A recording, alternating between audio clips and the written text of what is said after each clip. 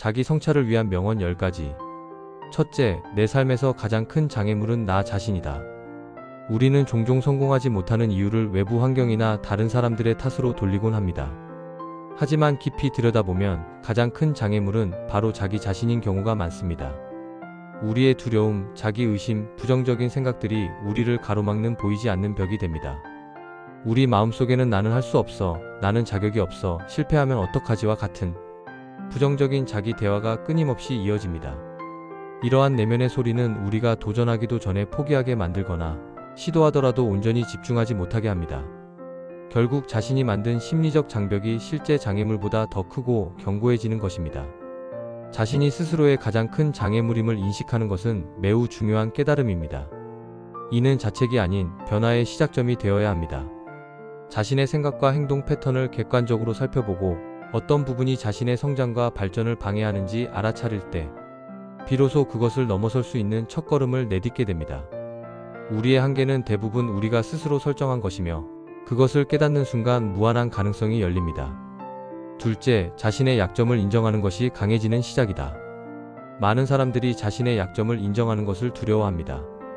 약점을 드러내는 것이 나약함의 표시라고 생각하기 때문입니다. 하지만 역설적으로 자신의 약점을 솔직하게 인정할 수 있는 용기야말로 진정한 강함의 시작입니다. 자신의 부족함을 인정하는 것은 자기 인식의 중요한 부분입니다. 무엇을 모르는지, 어떤 부분이 부족한지 정확히 알아야 그것을 개선하고 발전시킬 수 있습니다. 약점을 숨기거나 부정하면 그것은 계속해서 우리의 성장을 방해하는 요소로 남게 됩니다. 또한 자신의 약점을 인정하는 것은 겸손함의 표현이기도 합니다. 완벽하지 않음을 받아들이고 배움의 자세를 유지하는 것이 지속적인 성장의 열쇠입니다. 모든 것을 다 알고 있다고 생각하는 사람은 더 이상 배우지 않게 되고 결국 성장이 멈추게 됩니다. 자신의 약점을 인정함으로써 우리는 도움을 구할 수 있게 되고 다른 사람들의 강점을 통해 우리의 부족함을 보완할 수 있습니다. 이러한 과정에서 우리는 더 강하고 균형 잡힌 사람으로 성장하게 됩니다. 약점을 인정하는 순간 그것은 더 이상 약점이 아닌 성장의 기회가 됩니다. 셋째, 과거의 실수는 미래의 지혜다. 우리는 모두 실수를 합니다. 중요한 것은 그 실수로부터 무엇을 배우느냐입니다. 과거의 실패와 오류를 부끄러워하고 숨기려 하기보다 그것을 소중한 교훈의 원천으로 바라볼 때 진정한 지혜를 얻을 수 있습니다. 실수는 우리에게 무엇이 효과가 없는지, 어떤 접근 방식이 문제가 있는지를 직접적으로 보여줍니다. 이는 이론적인 지식보다 훨씬 강력한 학습 효과를 가져옵니다. 실수를 통해 얻은 교훈은 오래 기억되며 유사한 상황에서 더 나은 결정을 내릴 수 있게 도와줍니다. 과거의 실수를 반복하지 않기 위해서는 그것을 정직하게 돌아보고 분석하는 시간이 필요합니다. 왜 그런 선택을 했는가? 어떤 부분을 간과했는가? 다음에는 어떻게 다르게 할 수 있는가? 와 같은 질문을 스스로에게 던져봄으로써 실수를 지혜로 전환할 수 있습니다.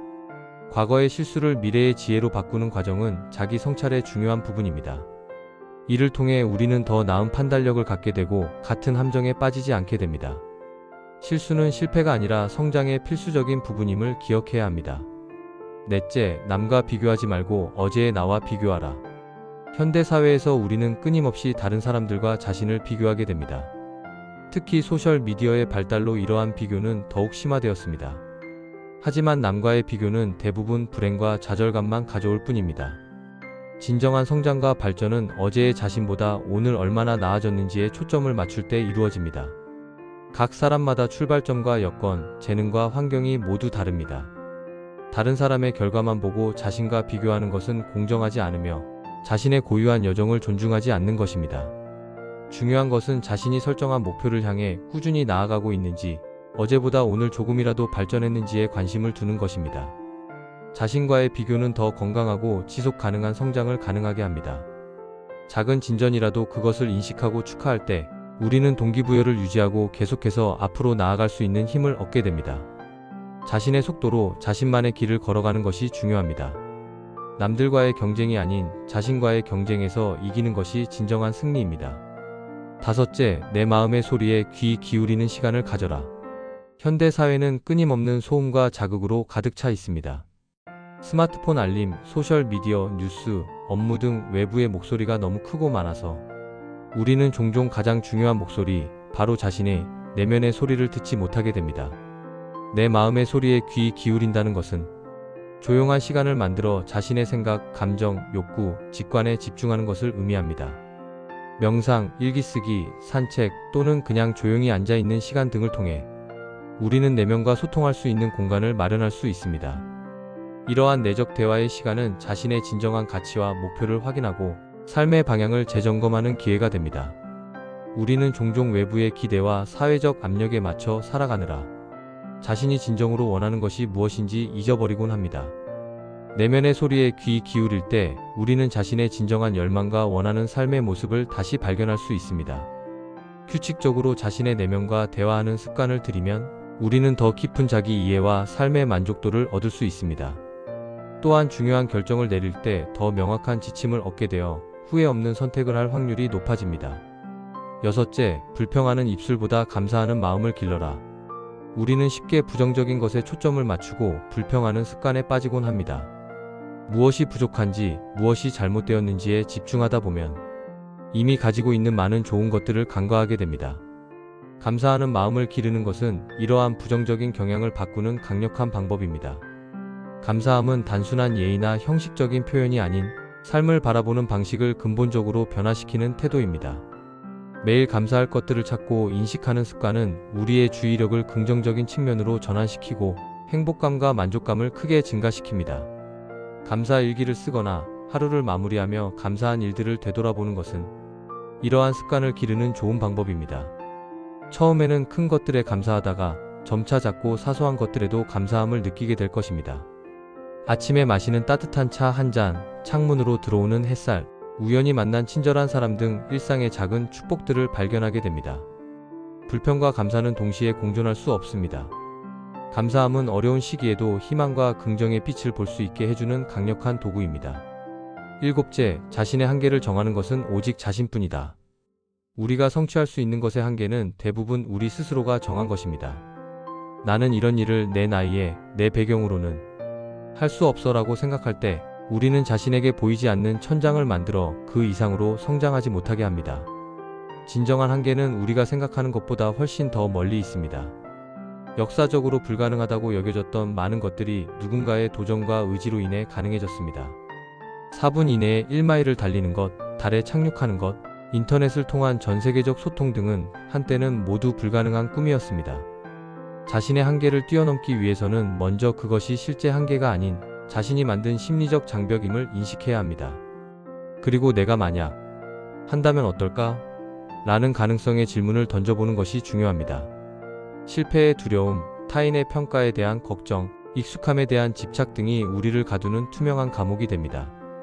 자신의 한계를 스스로 정한다는 사실을 깨닫는 순간 우리는 그것을 재정의하고 확장할 수 있는 힘도 가지고 있음을 알게 됩니다. 조금씩 안전지대를 벗어나 도전하고 실패하더라도 다시 일어서면서 우리는 진정한 잠재력에 한 걸음씩 다가갈 수 있습니다. 여덟째, 모든 변화는 자기 인식에서 시작된다. 우리가 바꾸고 싶은 것이 있다면 먼저 현재 상태를 정확히 인식하고 이해하는 것이 중요합니다. 자기 인식이 없는 변화는 방향을 잃은 배와 같습니다. 목적지는 있으나 출발점을 모르는 상태에서 항해를 시작하는 것과 같이 혼란스럽고 비효율적입니다. 자기 인식은 현재 자신의 생각, 감정, 행동 패턴, 강점과 약점, 가치관과 신념 등을 객관적으로 이해하는 것을 의미합니다. 이는 단순한 자기 분석을 넘어 자신이 왜 그렇게 생각하고 행동하는지에 대한 깊은 이해를 포함합니다. 자기 인식을 높이는 방법으로는 정기적인 자기 성찰, 일기 쓰기, 명상, 피드백 수용, 성격 유형 검사 등이 있습니다. 또한 자신의 행동과 그 결과를 주의 깊게 관찰하는 습관도 중요합니다. 무의식적으로 반복하는 패턴들을 알아차릴 때 우리는 그것을 변화시킬 수 있는 첫 단계를 밟게 됩니다. 변화는 쉽지 않습니다. 하지만 자신에 대한 명확한 이해가 바탕이 될 때 우리는 더 효과적이고 지속 가능한 변화를 이룰 수 있습니다. 자기 인식은 변화의 시작점이자 나침반이 되어 우리가 원하는 방향으로 성장하고 발전할 수 있게 안내합니다. 아홉째, 가장 중요한 대화는 자신과 나누는 대화다.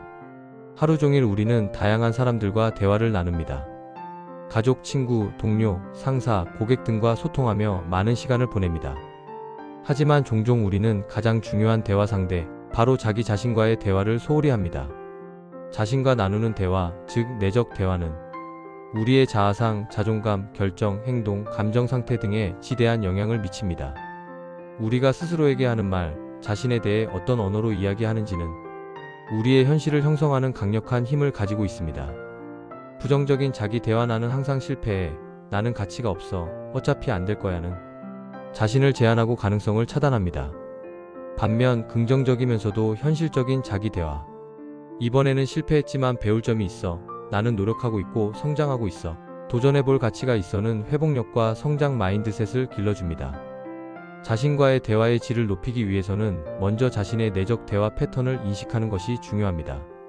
부정적이고 자기 비하적인 생각이 들 때 그것을 알아차리고 더 건설적이고 자비로운 방향으로 바꾸는 연습을 해보세요. 자신을 대할 때도 가장 친한 친구에게 말하듯 따뜻하고 격려하는 태도를 유지하는 것이 도움이 됩니다. 열째, 내면의 평화가 외부의 폭풍을 이긴다. 삶은 항상 순탄하지 않습니다. 크고 작은 위기와 어려움, 예상치 못한 변화와 도전이 우리를, 즉 우리의 마음을 시험합니다. 이러한 외부의 폭풍 속에서도 흔들리지 않는 내면의 평화를 유지하는 것은 진정한 자기 성찰의 결실입니다. 내면의 평화란 모든 것이 완벽하게 조화로운 상태가 아닙니다. 그것은 어떤 상황에서도 자신의 중심을 잃지 않고 감정에 휘둘리기보다 그것을 알아차리고 받아들이며 자신이 통제할 수 없는 것들을 내려놓는 능력을 의미합니다. 내면의 평화를 기르기 위해서는 규칙적인 명상, 마음챙김 연습, 호흡 훈련 등이 도움이 됩니다. 또한 자신의 가치관을 명확히 하고 그에 따라 살아가는 것, 감사함을 느끼는 습관, 용서와 자비의 실천도 중요합니다. 내면이 평온할 때 우리는 더 명확하게 사고하고 더 현명한 결정을 내리며 스트레스와 어려움에 더 효과적으로 대응할 수 있습니다. 외부 환경은 항상 변화하고 때로는 혼란스럽지만 우리의 내적 상태는 우리가 스스로 가꾸고 지켜나갈 수 있는 영역입니다. 가장 큰 폭풍 속에서도 흔들리지 않는 내면의 평화야말로 진정한 힘의 원천입니다. 결론. 자기 성찰은 끊임없는 여정입니다. 이상의 10가지 명언은 그 여정에 도움이 되는 등대와 같은 역할을 합니다. 자신이 가장 큰 장애물임을 인식하고 약점을 솔직히 인정하며 실수에서 배우고 남과 비교하기보다 자신의 성장에 집중하세요. 내면의 소리에 귀 기울이고 감사하는 마음을 기르며 자신이 설정한 한계를 뛰어넘기 위해 도전하세요. 자기 인식을 통해 변화를 시작하고 자신과의 대화의 질을 높이며 어떤 상황에서도 내면의 평화를 지키는 연습을 하세요. 이러한 자기 성찰의 지혜들을 일상에 적용할 때 우리는 더 진정한 자아를 발견하고 더 충만하고 의미 있는 삶을 살아갈 수 있을 것입니다. 자기 성찰은 단순한 자기 개선을 넘어 자신의 본질과 연결되고 내적 평화를 찾아가는 소중한 과정입니다.